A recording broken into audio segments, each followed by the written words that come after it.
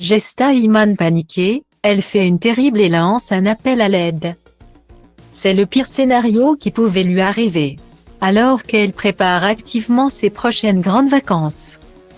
Gesta Iman a malheureusement constaté qu'elle avait égaré son passeport, document qu'elle est bien obligée d'avoir pour quitter le sol français. Après cette bien mauvaise découverte, ce fut naturellement la panique pour la jeune maman de 30 ans. Alors, ni une ni deux, elle s'est saisie de son compte Instagram pour demander des conseils à sa communauté. « Help les amis, on a une urgence », a-t-elle commencé.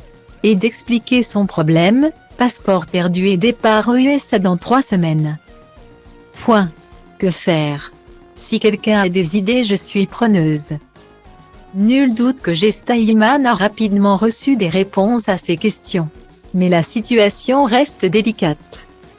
Et pour cause, afin d'obtenir ou renouveler son passeport, le meilleur moyen est de s'adresser directement à la préfecture ou la sous-préfecture et présenter sa demande en personne avec tous les papiers nécessaires. Mais le délai de livraison peut largement varier et parfois atteindre plusieurs semaines. Seule solution, faire une demande en urgence. La procédure se dit alors express et peut permettre de recevoir un passeport d'une validité d'1 an dans les 48 heures.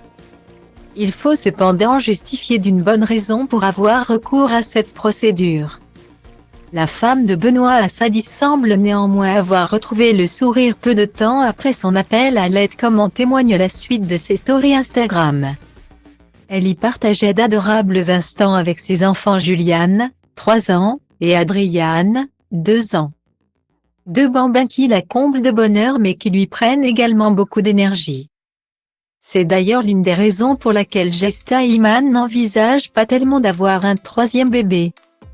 Les 6 premiers mois sont très durs émotionnellement, niveau charge mentale.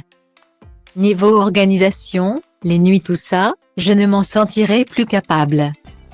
Je pense honnêtement, de le revivre, avait-elle confié pour le podcast de Parents Chauds.